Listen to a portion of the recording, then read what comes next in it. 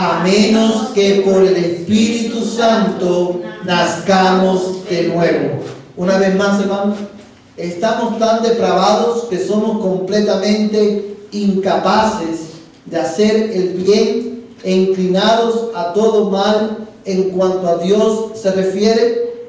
Sí, a menos que por el Espíritu Santo nazcamos de nuevo.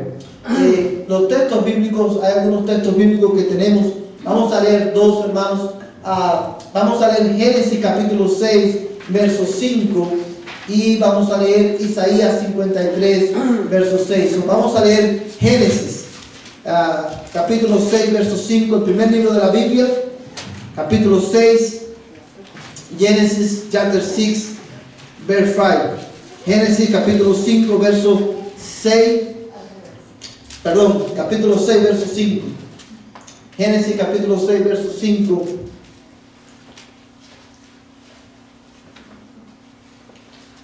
Hermano Eduardo, ¿lo tiene usted? No.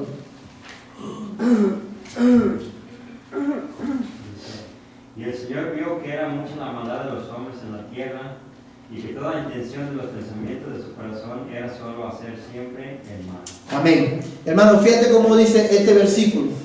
Y el Señor vio que era mucha la maldad de los hombres en la tierra, y que toda intención de los pensamientos de su corazón era solo hacer siempre el mal.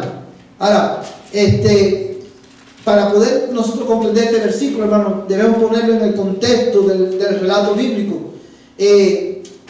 Adán y Eva habían pecado, habían pasado unas cuantas generaciones, y desde que Adán y Eva pecaron hasta Noé, dice la Biblia que, ¿qué pasó, hermano?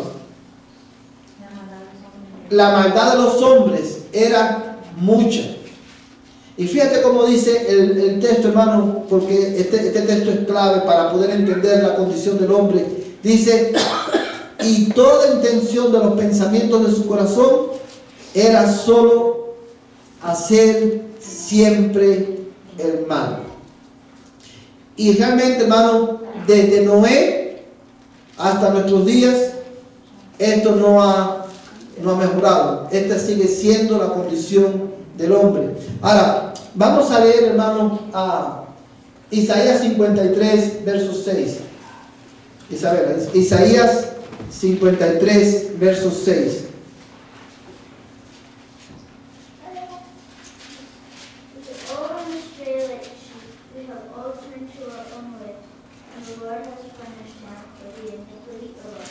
Amén. Dice, hermano, Isaías 53, verso 6. Todos nosotros nos descarriamos como ovejas, nos apartamos cada cual por su camino, pero el Señor hizo que cayera sobre él la iniquidad de todos nosotros. En este versículo, hermanos, hay dos palabras que son claves para poder entender la condición del hombre. Y esas palabras son, dice, verso 6, todos nosotros nos descarriamos. Esa palabra es clave, nos descarriamos como ovejas. Y la otra palabra clave es nos apartamos. ¿Nos apartamos de quién? ¿O de qué?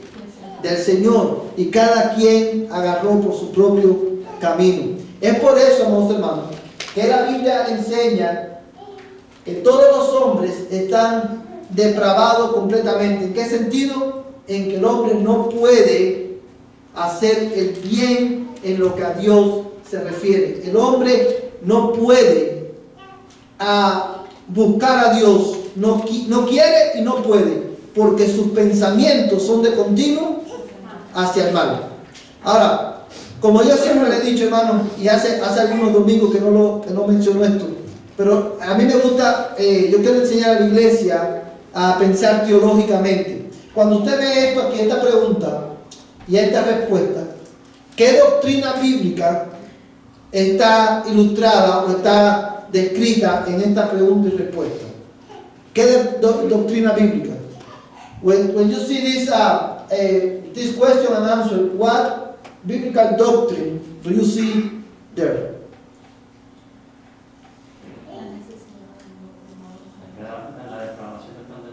la depravación total del hombre. Muy bien, todos los hombres estamos en nuestra naturaleza, se ha corrompido completamente. El pecado, hermano, nos dejó pérdida total. Pérdida total. Solamente, o sea, la única esperanza es que el Espíritu de Dios nos haga nacer de nuevo por medio de su palabra. Amén, hermanos. Vamos a orar, hermanos, en esta tarde para pedir al Señor que abra nuestras vidas a través de su palabra, para que podamos continuar aprendiendo acerca de él. Oremos. Señor, te damos gracias porque en otro tiempo nosotros estábamos muertos en nuestros delitos y pecados, separados de ti, Señor. Éramos hijos, Señor, de ira, porque éramos hijos de desobediencia. Y estábamos, Señor, bajo la influencia de Satanás y vivíamos, Señor, Señor, conforme a la corriente de este mundo. Señor, pero tú, por tu gran amor con que nos amaste y nos amas, Señor, enviaste a tu Hijo al mundo y nos salvaste, Señor. No por obras que hubiéramos hecho, porque no podemos, Señor, alcanzar tu favor con obras, sino porque tú quisiste salvarnos. Por gracia hemos sido salvados. Y por eso, Señor, tu iglesia te adora y te bendice en el nombre de Jesús en esta tarde. Señor, te doy gracias por la vida de cada uno de mis hermanos que están aquí esta noche. Oh Dios, tú conoces sus corazones. Tú conoces, Señor, Padre Celestial, las cargas que ellos llevan, Señor, en sus almas. Señor, y tú conoces también el esfuerzo que ellos han hecho para venir hoy una vez más a tu casa en obediencia a ti y para alimentar su alma de Cristo. Yo quiero rogarte en el nombre de Jesús que tú bendigas, Señor, sus vidas. Que tú, Señor, Padre Celestial, en esta tarde, tú glorifiques tu nombre, Señor, Padre, obrando en ellos a través de tu palabra. Señor, te ruego en el nombre de Jesús que tú, Señor, reprenda toda distracción en nuestras mentes, Señor, en nuestros corazones, que puedan, Señor, prevenirnos de poder aprender de ti, Señor, y de poder ser edificados por tu palabra. Ayúdanos, Señor, para comprender la Escritura. Abre nuestros ojos, abre nuestro corazón para que podamos recibir tu palabra, Señor, y para que podamos ponerla en práctica. Amado Dios, danos sabiduría esta tarde y ayúdame a mí a comunicar con claridad tu palabra. Yo ruego en esta tarde en el nombre de Jesús, Señor, por la vida de Ariela, por la vida de Esmeralda. Oro, Señor, a ti, Dios mío, por la vida de nuestra hermana Salgado, Señor, y de Martincito. Oramos, Señor, en el nombre de Jesús, por la familia Olivas. Señor, te pedimos por la familia, Señor, a Córdoba, Señor. Oramos, Dios mío, por la familia Ortiz, por la familia Navarrete. Señor, oramos, Señor, por mi familia. También rogamos, Dios mío, que tú tengas compasión de nosotros. Que tú, Señor, perdones nuestros pecados. Que tú nos acerques más a ti. Señor, queremos conocerte más. Queremos, Señor, amarte más. Queremos obedecerte más. Danos la gracia necesaria en esta tarde para poder vivir como es digno del Evangelio. En el nombre de Jesús, Señor, háblanos, oh Dios, porque tu pueblo escucha. En el nombre de Cristo. Amén y amén. Hermanos, en esta tarde quiero invitarles a buscar en sus Biblias en la carta del apóstol Pablo a los Filipenses, capítulo 1, y vamos a leer desde el verso 1 hasta el verso 1 y 2. Filipenses, capítulo 1, verso del 1 al 2.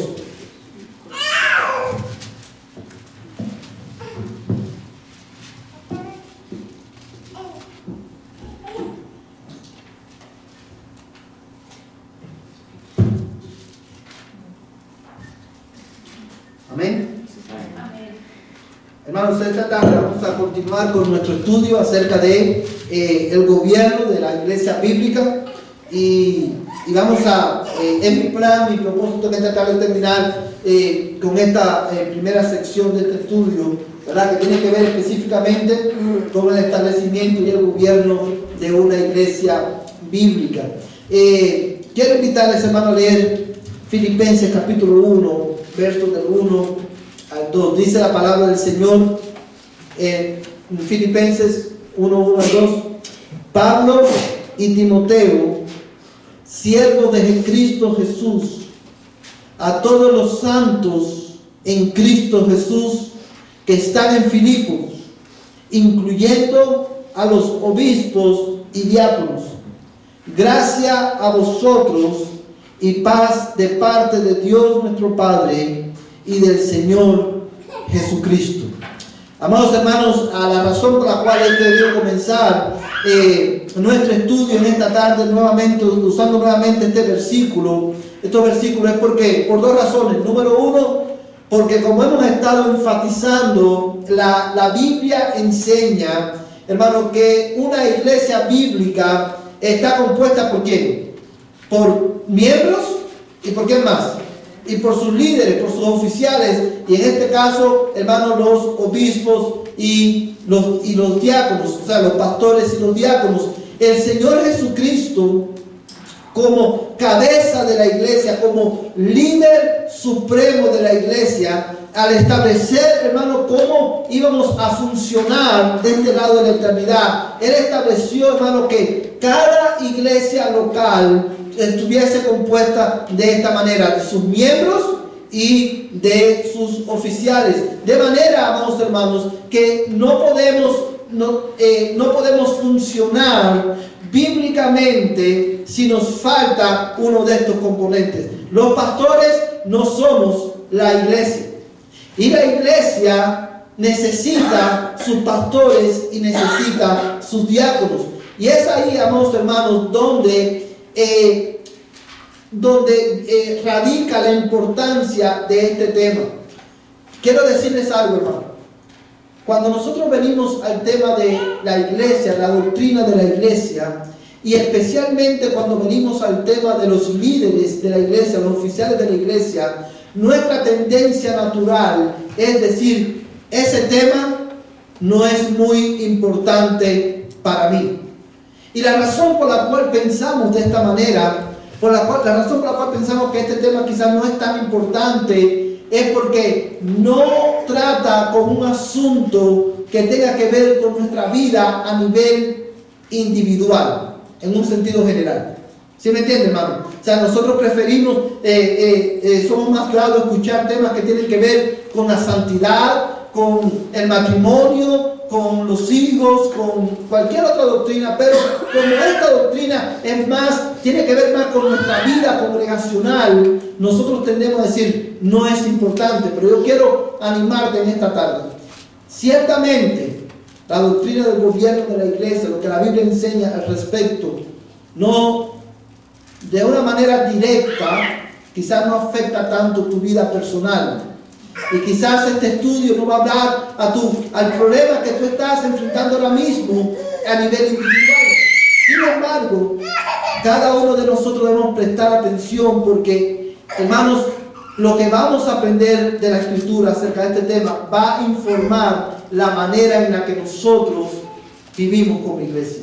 Y es importante que la iglesia sepa cómo el Señor Jesucristo estableció, ¿verdad?, el gobierno de su iglesia, cómo Cristo ordenó el gobierno de su iglesia para que nosotros al vivir como iglesia y al funcionar como iglesia lo hagamos siempre acorde a la palabra de Dios, que es inerrante e infalible. Amén, hermano. Lo otro, hermano, por lo cual yo quise comenzar con este tema, con este versículo, nuestro estudio, es porque si usted se fija en Filipenses capítulo 1, verso 1, Pablo se dirige a los santos, a los miembros de la iglesia de Filipos, y se dirige también, hermano, a sus diáconos y sus pastores. E inmediatamente en el verso 2, como dice, gracia y paz, gracia a vosotros y paz de parte de Dios nuestro Padre y del Señor Jesucristo. Quiero que notes cómo le dice, grace to you, ¿verdad? Esmeralda, ¿cómo dice tu versión?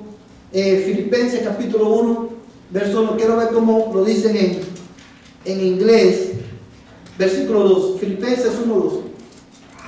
May you have loving favor and peace from God, our Father, and the Lord Jesus Christ. Amén. Thank you. Dice que la idea es cuando él se dirige a ellos, él les desea que ellos tengan ¿qué cosa? La gracia de Dios y ¿qué más? Y la paz de Dios. Pero Pablo les desea, es el deseo de Pablo ¿para quién? Para la iglesia, tanto para los miembros como para sus líderes. ¿Y por qué yo quiero enfatizar esto? Porque nosotros debemos recordar, y algo que nosotros muchas veces olvidamos, es que los líderes de la iglesia, los oficiales de la iglesia, tanto los pastores como los diáconos, son en primer lugar, ¿qué cosa? Cristianos. Y ellos, al igual que la iglesia, al igual que los miembros, ellos necesitan ¿qué cosa? La gracia de Dios en su vida y necesitan la paz de Dios en su vida. Y eso es un buen recordatorio para nosotros, hermanos, como iglesia. Porque les recuerda a la iglesia que los pastores son ¿qué cosa? Humanos. Los pastores y los diáconos de la iglesia no son superheroes. They also need the grace of God in their life. They also need the prayer from the church.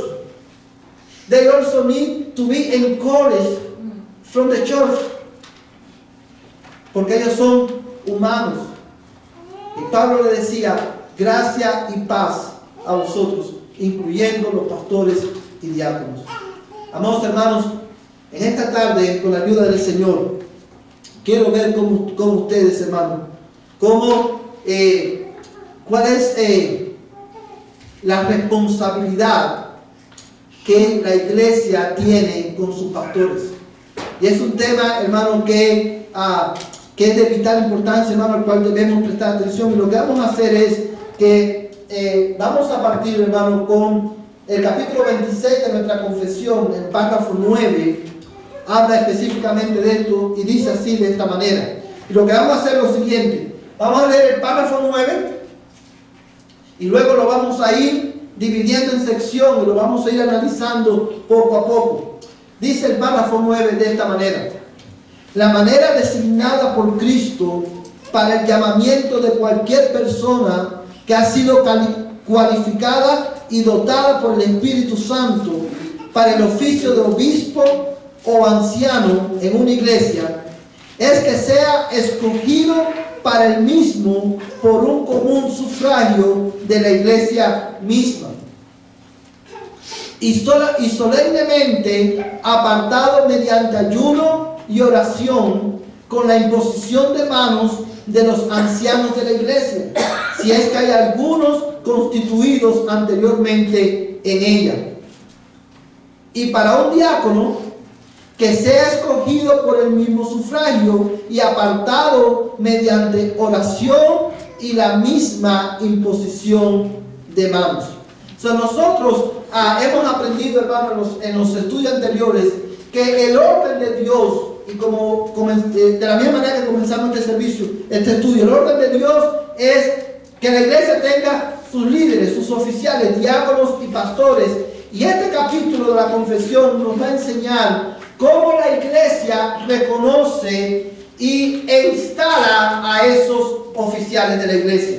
Porque la Biblia también nos enseña, nos da instrucciones claras a la iglesia de cómo debemos de reconocer a esos hombres y cómo debemos de instalarlos en los oficios correspondientes. Lo primero que la confesión dice en este párrafo es lo siguiente: la manera designada por ¿quién? Por Cristo para el llamamiento de cualquier persona que ha sido cualificada y dotada por el Espíritu Santo. Vamos a hacer una coma ahí. Está refiriéndose, porque ya lo vimos, al llamado. Cómo la iglesia reconoce el llamado de estas personas. Lo primero, hermano, que tenemos que quiero enfatizar con ustedes, que debido a la enseñanza de la Escritura y lo que dice esta primera parte, es responsabilidad de la iglesia, o la iglesia es responsable. Ahí dice responsable, pero es responsable. Responsable, la iglesia es responsable ¿De qué? De evaluar y afirmar que el hermano, que los llamados al ministerio cumplan con los requisitos bíblicos del mismo. Quiero volver atrás un momento. Dice, la manera designada por Cristo para el llamamiento de cualquier persona que ha sido, ¿qué cosa? Cualificada y dotada por el Espíritu Santo. Las personas llamadas por Dios al ministerio son llamados por el Espíritu Santo y son, ¿qué cosa? Capacitados, dotados por el Espíritu Santo para que puedan servir en el ministerio. The men that are serving in the office of deacons and in the office of pastor, these are men that have been called by God. These are men that have been qualified by God. God gives them the power and the ability to do the mission that the Lord is entrusted to them.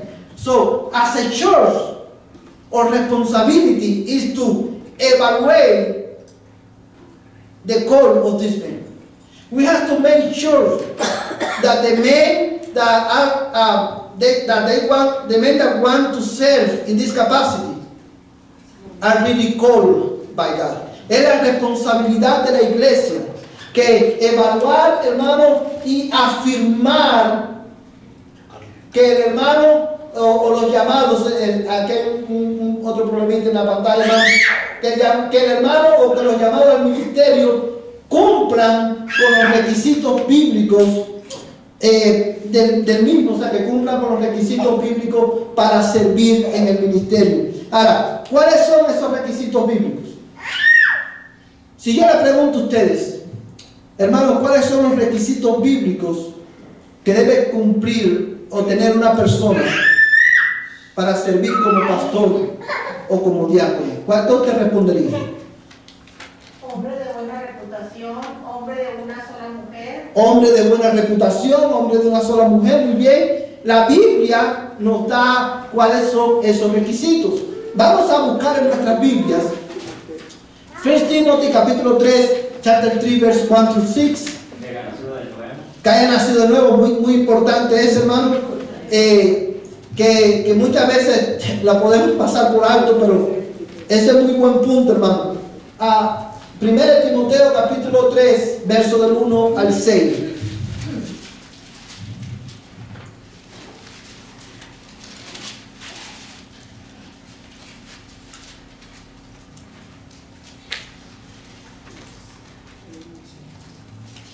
¿Todos lo tienen, hermano?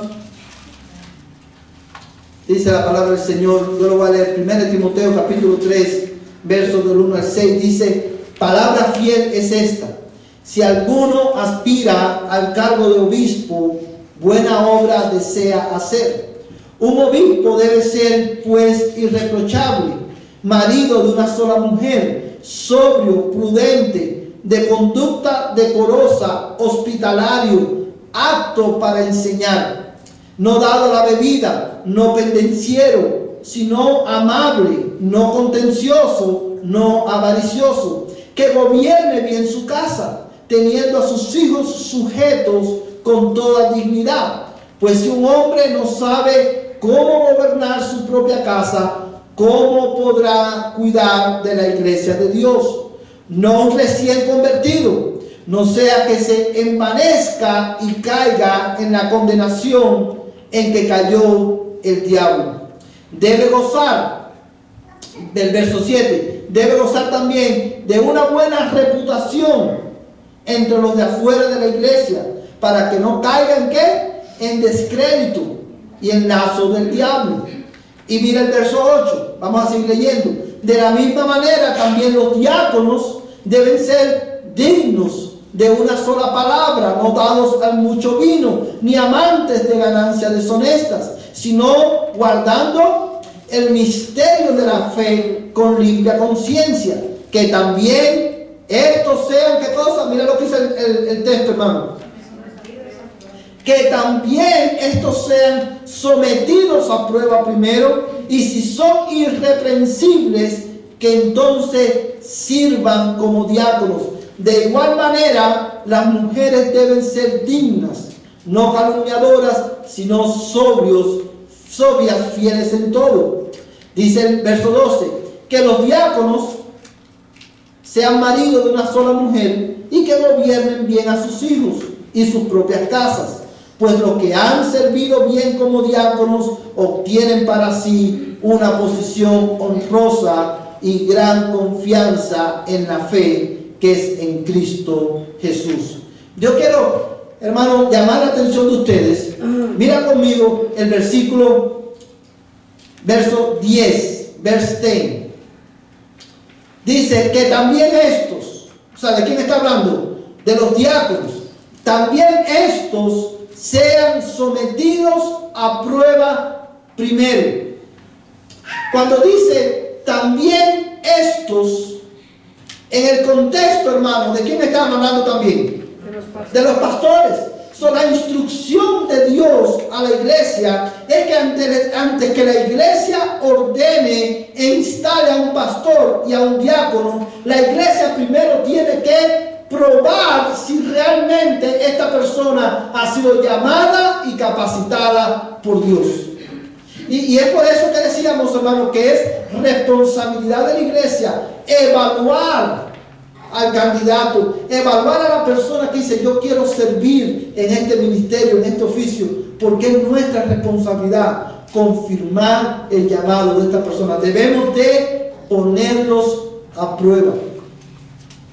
Amados hermanos, es por eso que nosotros decimos y creemos que lo ideal para una iglesia es que Dios levante pastores de entre la misma iglesia.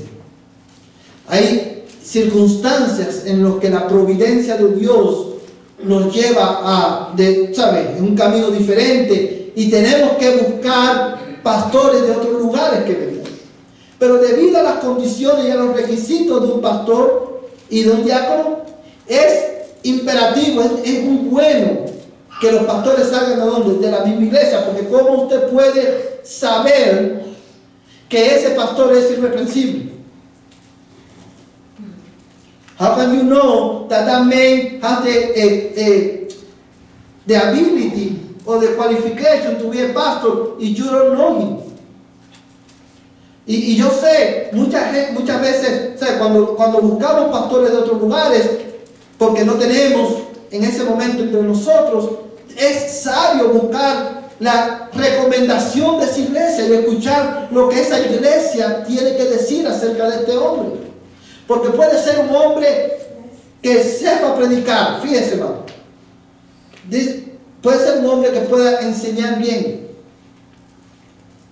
Pero si es un hombre contencioso, si es un hombre avaro, si es dado mucho vino, ese hombre no reúne las condiciones para ser pastor de la iglesia. Y es por eso que la congregación tiene que tomar tiempo para evaluar a los candidatos para este oficio. Como decía el hermano Ubaldo ahorita, una de las cosas que de la cual tenemos que partir es que el pastor o el diácono tiene que haber nacido de nuevo. Y usted dirá, pastor, se asume.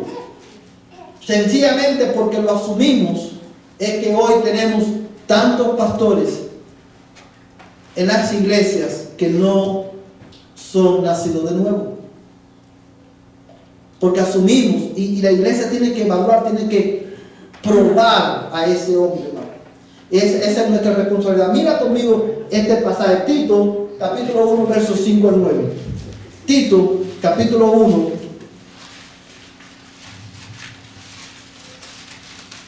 Tito está después de Timoteo, capítulo 1, versos 5 al 9. Amén. Yo lo voy a leer, dice el texto. O sea, Pablo aquí le está escribiendo a otro pastor, a Tito.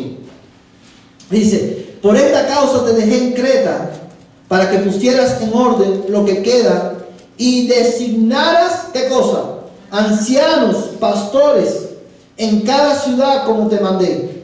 Esto es, si alguno es irreprensible, marido de una sola mujer, que tenga hijos creyentes, no acusados de disolución ni de rebeldía, porque el obispo debe ser irreprensible como administrador de Dios, no obstinado, no iracundo, no dado a la bebida, no pendenciero, no amante de ganancias deshonestas, sino hospitalario, amante de lo bueno, prudente, justo, santo, dueño de sí mismo, reteniendo la palabra fiel, que es conforme a la enseñanza, para que sea capaz también de exhortar con sana doctrina y refutar a los que contradicen.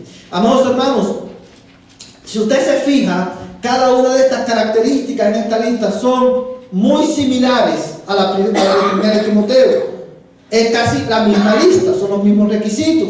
Ahora bien, quiero, amados hermanos, enfatizar en esta lista el versículo 9. El pastor debe ser un hombre que tenga, ¿qué cosa?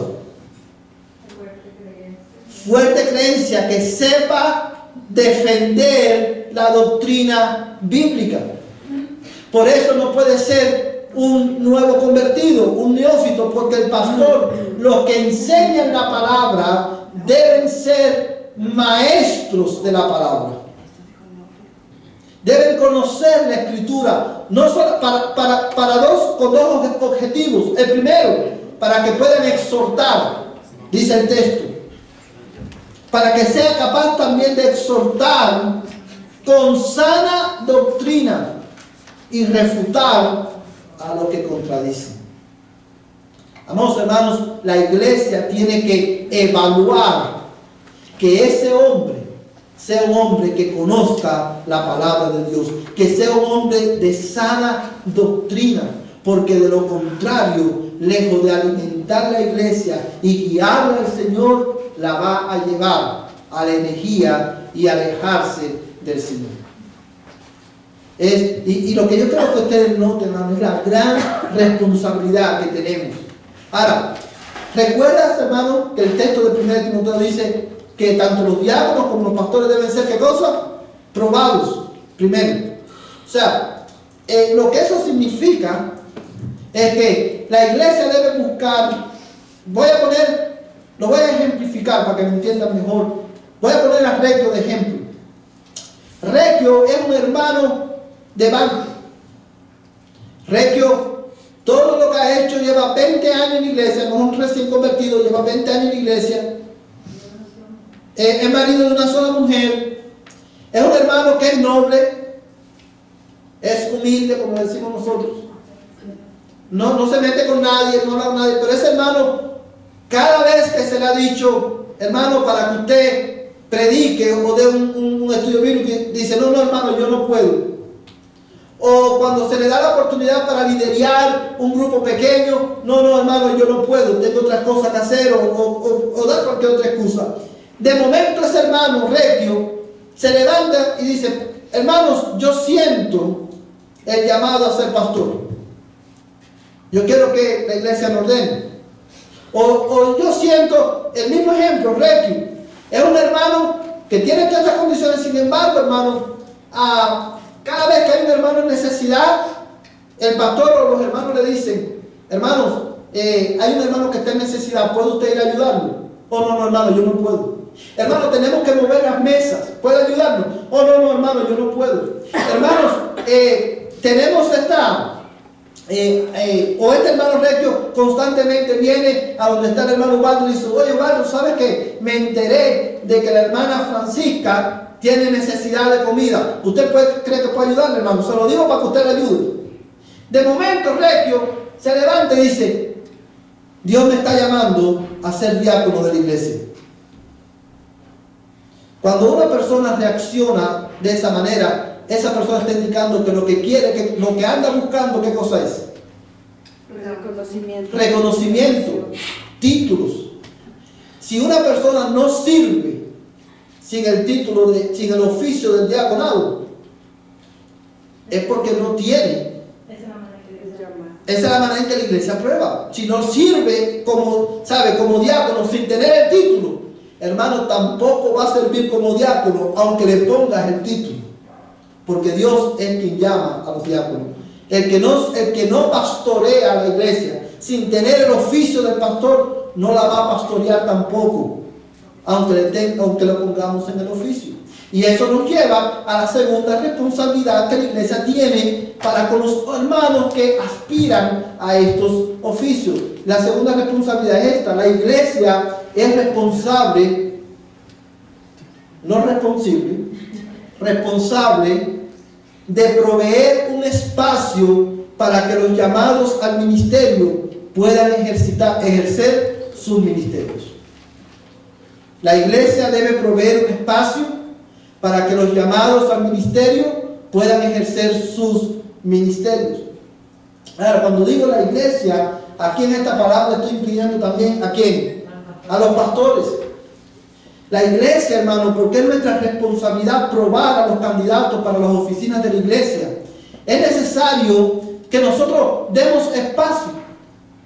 Es necesario que el pastor esté dispuesto a ceder el púlpito de la iglesia a ese hermano para probar si realmente ese hermano tiene la capacidad de enseñar.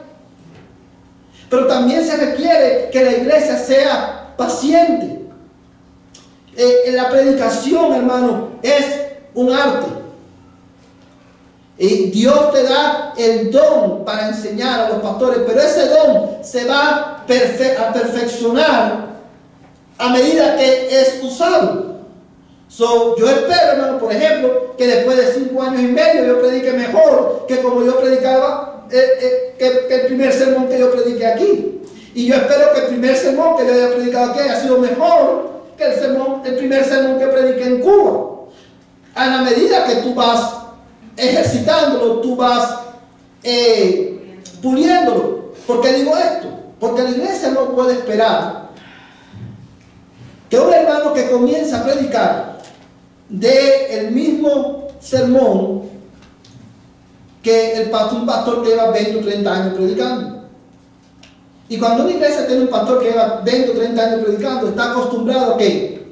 A un estándar de predicación. Entonces, cuando viene el hermanito, que es la primera vez que agarra el púlpito, hermano, nos impacientamos y empezamos a decir: ¿cómo se le ocurrió al pastor a poner a este hermano a predicar?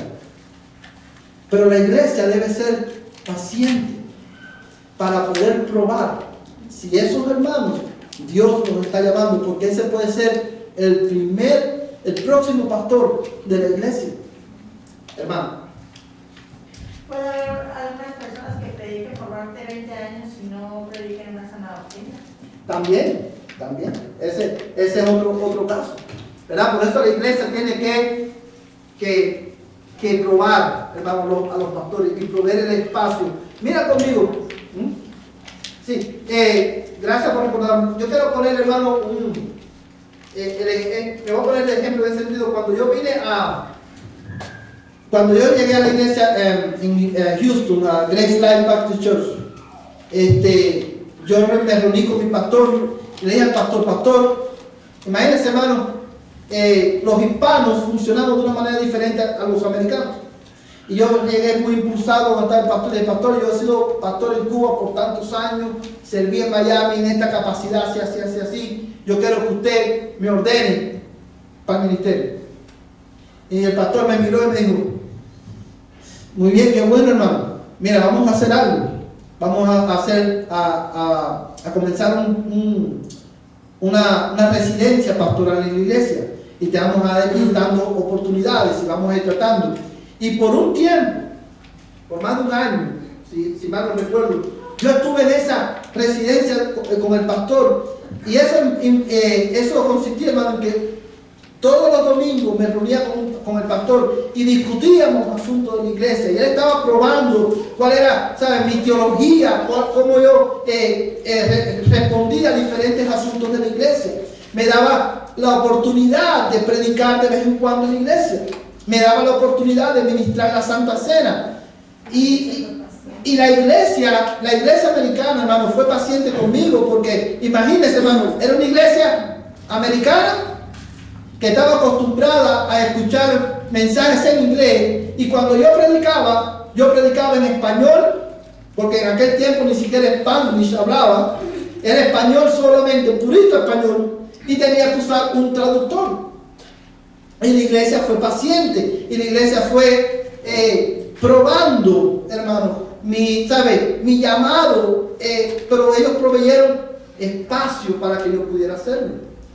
Y de la misma manera la iglesia debe hacer eso, debe proveer espacio para que estos hermanos puedan ejercitar su ministerio y probar si realmente han sido llamados. Hermanos, mira conmigo estos pasajes de Escrituras. Hechos capítulo 6, verso 3. Acts chapter 6, verse 3.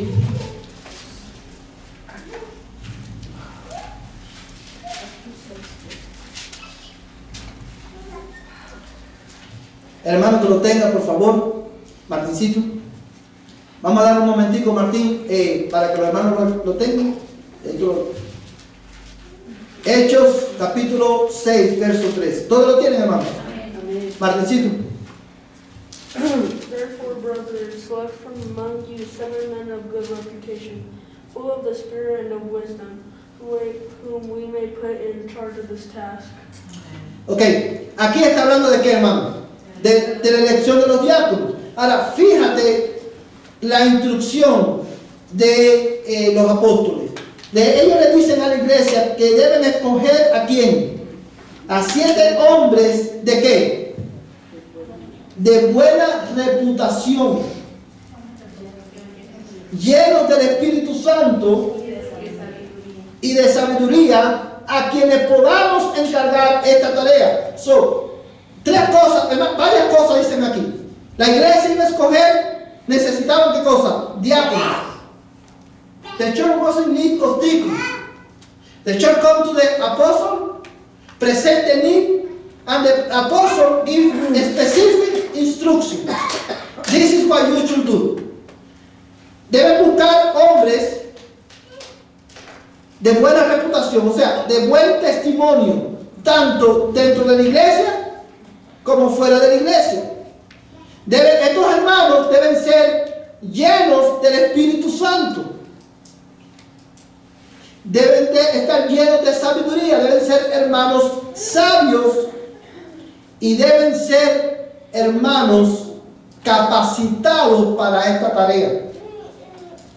Deben tener un corazón de siervo para esta tarea. ¿Por qué lo sabemos? Porque dice que podamos encargar esta tarea, hermanos, que puedan hacer esta función. Ahora, la pregunta que yo le hago a ustedes es: ¿cómo la iglesia podía saber cuáles hermanos estaban llenos del Espíritu Santo, eran hombres íntegros, capacitados para hacer esta tarea? ¿Cómo ellos sabían cuáles eran los hermanos que tenían estas características?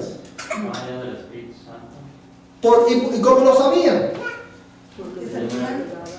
¿Y cómo sabían que tenían buena reputación? Porque los conocían. Porque los conocían, porque los habían observado, porque los habían probado, hermano. La iglesia es responsable delante de Dios de probar, de evaluar a estos hermanos y, hermanos, de proveer espacio para que ellos puedan ejercer sus ministerios. Pero además de esto, hermano, mira 2 Timoteo capítulo 2, verso 2. 2 Timothy chapter 2, verse 2. 2 Timoteo capítulo 2, verso 2. Josué, por favor, si lo puede leer. 2 Timoteo 2, 2. ¿Todos lo tienen, hermanos? 2 Timothy chapter 2, verse 2.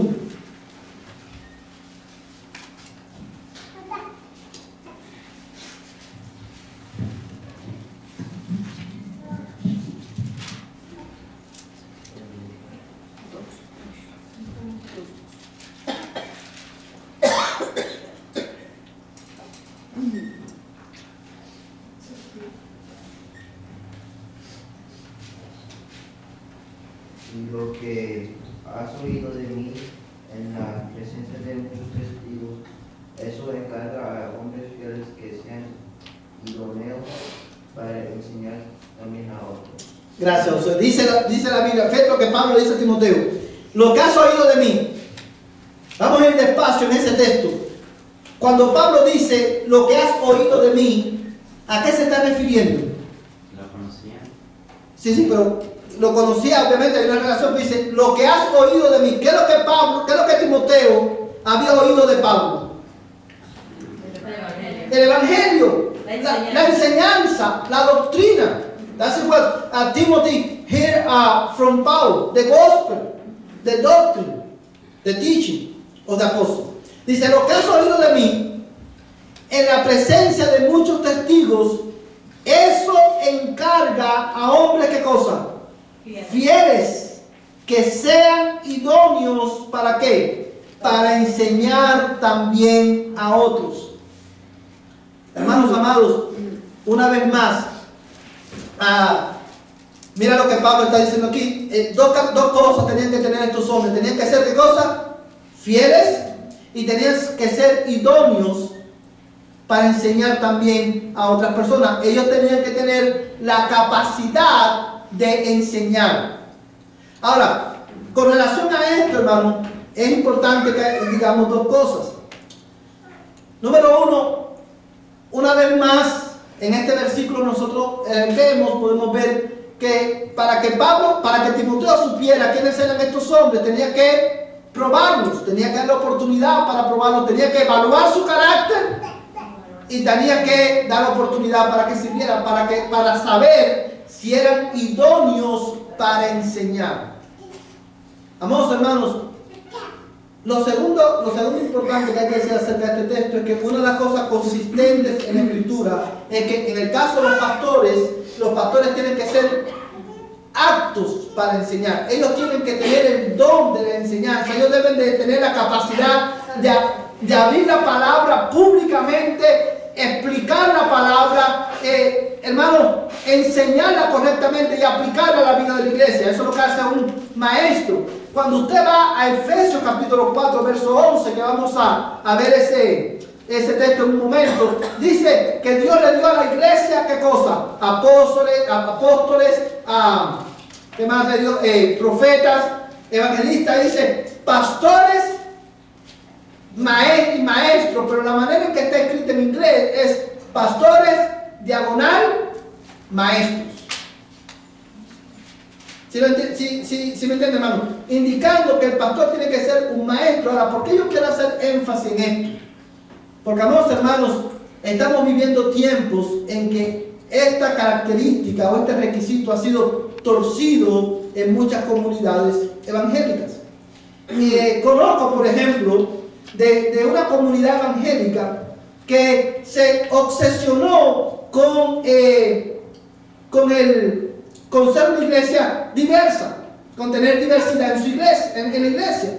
Y esa diversidad ellos quisieron ilustrarla o reflejarla en el cuerpo de pastores de la iglesia también.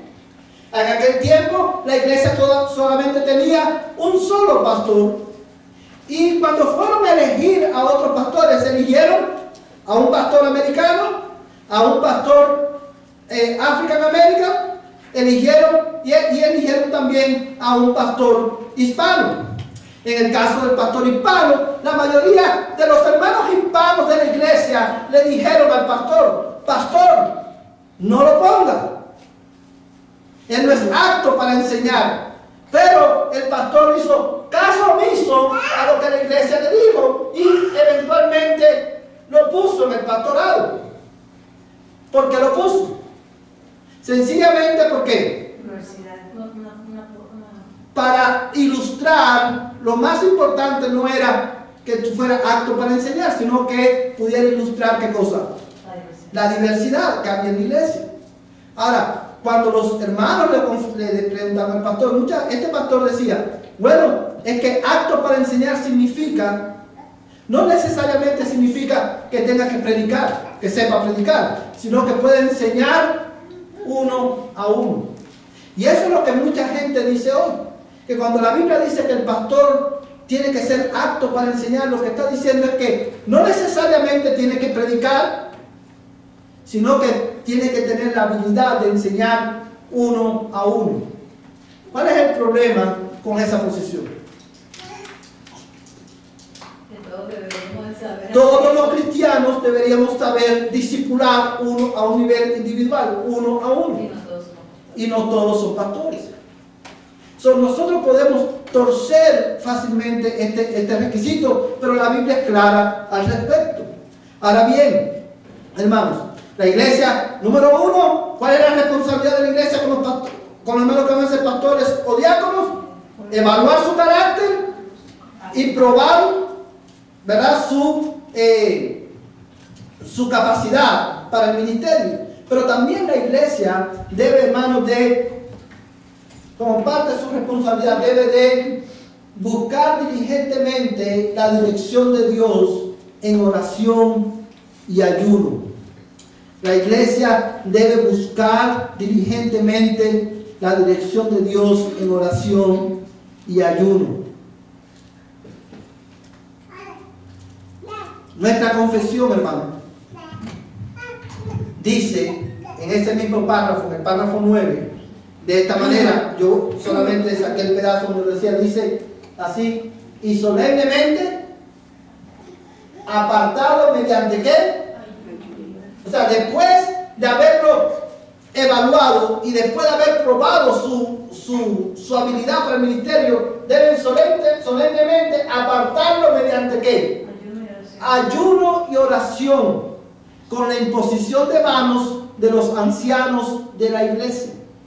Lo que está enseñándonos aquí la confesión, nuestra confesión a la luz de la Escritura, es, hermano, que cuando un hermano dice yo quiero ser pastor, después de ser probado, en ese tiempo que está siendo probado y está siendo, hermano, evaluado, la iglesia debe de buscar la dirección de Dios en oración y ayuno. De la misma manera, cuando una iglesia, por la providencia de Dios, se queda sin pastor, la iglesia debe volcarse en oración y ayuno hasta el día que Dios provea el próximo pastor.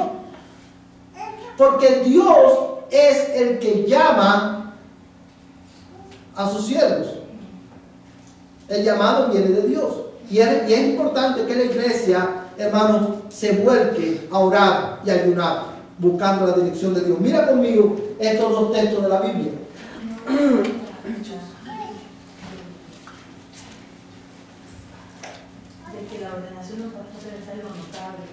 Ahí vamos ahorita. Solamente estamos buscando lo que es, buscando dirección del Señor antes de llegar a lo que es la ordenación. Hechos 3, hermano, verso del 1 al 3. Acts chapter 13, perdón. Acts chapter 13, verse 1 to 3.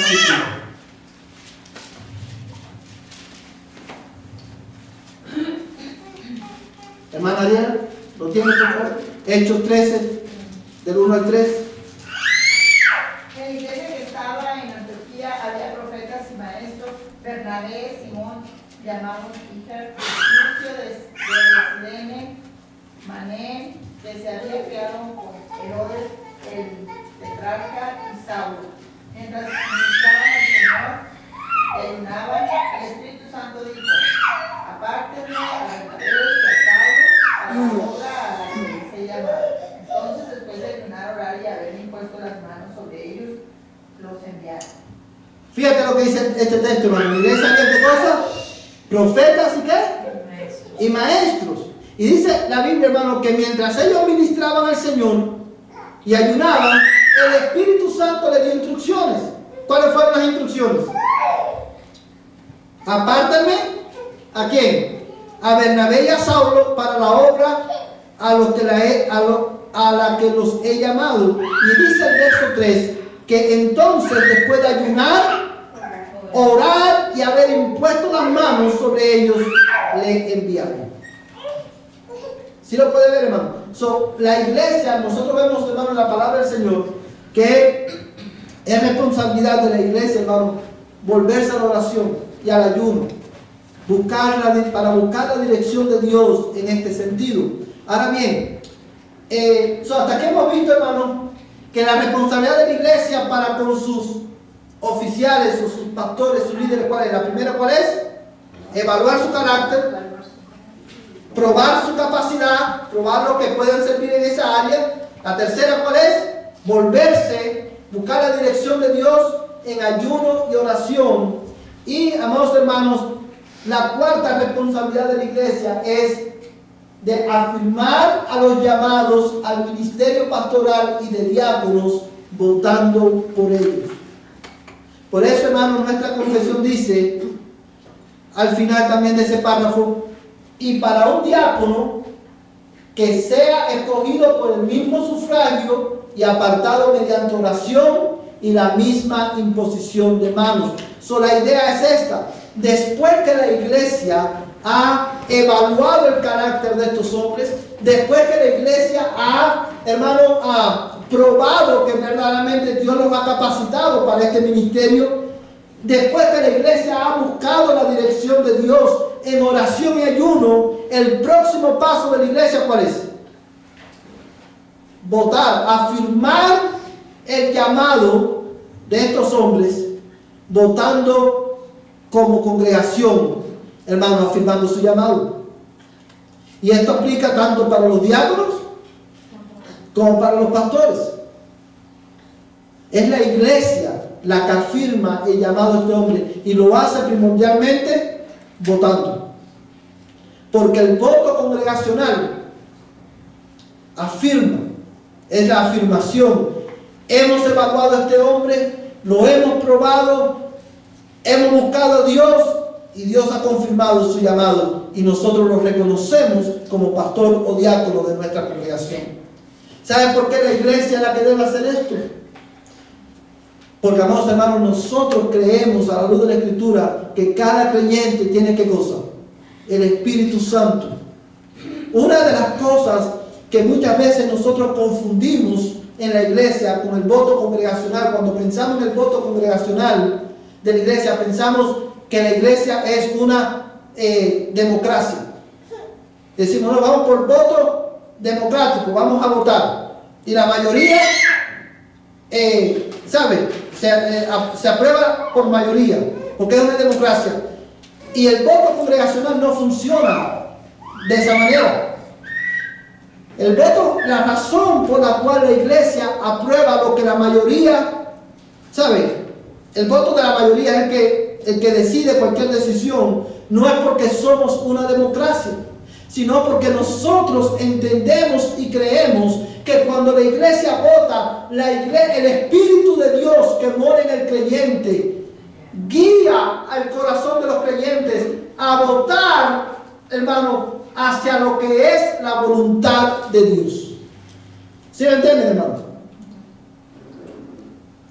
Eso no es democracia. Nosotros creemos que el Espíritu de Dios inclina a la iglesia a su voluntad.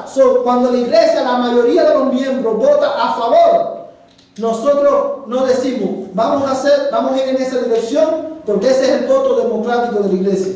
No, nosotros decimos vamos en esa dirección porque creemos que el Espíritu Santo nos está guiando en esa dirección. ¿Cómo lo sabemos? Por el voto mayoritario de la iglesia. Y esto nos lleva a un aspecto importante del voto de la iglesia. Cuando la iglesia va a votar por pastores o diáconos o por nuevos miembros, en este caso también, la iglesia solamente, ese voto es un privilegio ¿de quién? De los miembros de la iglesia. Nadie que no sea miembro de la iglesia puede votar para los oficios de la iglesia, porque la iglesia tiene que asegurarse de que los que votan sean nacidos de nuevo y que sean hombres y mujeres llenos del Espíritu Santo, porque es nuestra responsabilidad, hermano. Entonces la iglesia, después de evaluar, prueba, después de probar, busca la dirección de Dios en ayuno y oración, afirma el llamado, y el próximo paso, ¿cuál es? La ordenación de estos hombres. Eso es, hermano, Este pasaje ya lo vimos, hermanos, no lo vamos a leer de nuevo, pero tiene que ver con el mismo tema. La próxima responsabilidad de la iglesia es ordenar a sus oficiales. Ordenar a sus oficiales. Fíjate, hermano, en Hechos 13, verso 1 al 2. O sea, antes de leer este texto, quiero enfatizar, ¿qué es lo que es la ordenación? Que ya se consumó el oficio, ya se consumió. La ordenación es, hermano, el reconocimiento de la iglesia de que estos hombres han sido apartados para la obra del ministerio. Es un reconocimiento público de que estos hombres han sido evaluados, han sido probados, Dios ha confirmado su llamamiento y ahora lo estamos separando para la obra del ministerio. Y esta, hermano, esta ordenación oficialmente se lleva a cabo por la imposición de manos por parte de los pastores. Ahora, en la imposición de manos, cuando un diácono es ordenado o un pastor es ordenado al ministerio, la imposición de manos por los pastores no transfiere poder a ese pastor, a ese nuevo pastor. Lo único que la imposición de manos es un reconocimiento oficial de que este hombre ha sido separado por Dios. Y esto lo vemos, hermano, en estos dos pasajes de la Escritura. En Hechos 13, que ya lo leímos, si te fijas, hermano, en el verso 3, Act 13, verse 3, dice así: entonces, después de ayunar, orar y haber impuesto las manos sobre ellos, los enviaron.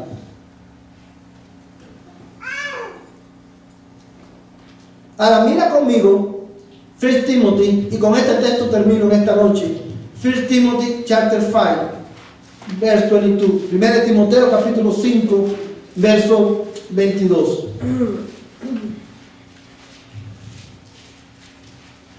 1 Timoteo capítulo 5, verso 22. Hermano Oliva, ¿lo tiene o no? No. Hermano Oliva lo va a leer ahí cuando lo tenga. 1 Timoteo 5, 22. Si no lo tiene, lo esperamos. 1 Timoteo 5, 22, hermano. Mira, compara estos dos versículos conmigo. Dice: no impongas las manos sobre nadie con ligereza, compartiendo así la responsabilidad por los pecados de otros. Guárdate libre de pecado. Amén. Fíjate cómo dice este texto, hermano. Dice en el verso 22: no impongas las manos sobre nadie con ligereza. ¿Qué es lo que está diciendo aquí, hermano, a Timoteo? No ordenes a nadie sin antes evaluarlo, sin antes probarlo, sin antes buscar la dirección de Dios. No lo hagas con ligerezas, no ordenes a nadie con ligereza. Y eso es un imperativo para la iglesia también. Hermanos, ordenar a un hombre para el santo ministerio es una gran responsabilidad, hermano, y un gran privilegio. Y la iglesia no puede tomar esa responsabilidad a la ligera. Pablo dice: no ordenes a nadie a la ligera. ¿Por qué, Pablo? Mira lo que dice el texto: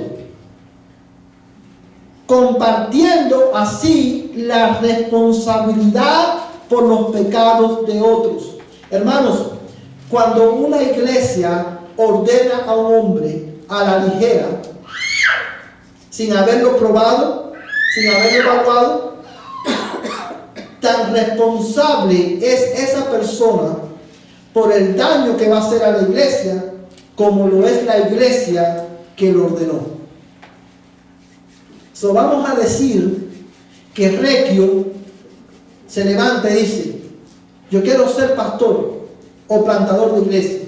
Y nosotros aquí nos emocionamos porque hemos orado por tanto tiempo para poder enviar pastores y un plantador de iglesia. Y a la ligera, por apuro, ordenamos a Requio y lo mandamos a una iglesia. Y un año después, Regio destruye esa iglesia con falsa doctrina, con divisiones. Regio va a tener que dar cuenta a Dios por lo que hizo, porque los pastores vamos a tener que dar cuenta a Dios por lo que hacemos en la iglesia. Pero la iglesia que lo ordenó va a dar cuenta delante de Dios por haber ordenado a la tijera a este hombre. Amados hermanos, esta es una gran responsabilidad. Por eso nuestra confesión basada en la Escritura lo desmenuza también. Y es importante para nosotros prestar atención a la instrucción de su palabra. Nosotros debemos orar por otros pastores, que Dios nos dé otros pastores, pero debemos hacerlo conforme a su palabra. Como le digo, hermano, esto quizás no habla directamente a una situación específica en nuestras vidas, pero habla directamente a nuestra vida como iglesia. Y aunque nosotros pensemos, esto no me habla a mi vida ahora, lo que hoy hemos aprendido va a tener un impacto no solamente en nuestra iglesia, sino también en tu vida personal. Porque si no ponemos en práctica lo que hemos aprendido hoy, eso nos va a llevar a ¿qué? A elegir pastores que no son llamados por Dios, y eventualmente eso nos va a dañar ¿a quién? A nosotros, incluso a nivel individual. Que el Señor nos ayude y que por su gracia, que nos dé la gracia necesaria para ser fieles a Él, y que Él nos dé pastores que sean fieles también. Vamos a ponernos en pie y vamos a terminar, hermano, en oración en esta noche. Quiero pedir al hermano Ubaldo que Él nos despida en oración en la noche de hoy. Señor, te damos gracias una vez más en esta tarde, Señor, porque hemos venido a aprender tu palabra. Te damos gracias, Señor, por la doctrina que hemos estado aprendiendo. Y también, Señor, te pedimos, Señor, que nos ayudes a prestar atención a la instrucción de tu palabra, Señor, en caso que se llegue a presentar durante la selección de pastores. Señor, te doy gracias por el pastor que ha traído su estudio. Te damos gracias también, Señor, porque hemos podido estar aquí escuchando tu palabra y aprendiendo de ella. Te pedimos que nos ayudes a ponerla en práctica.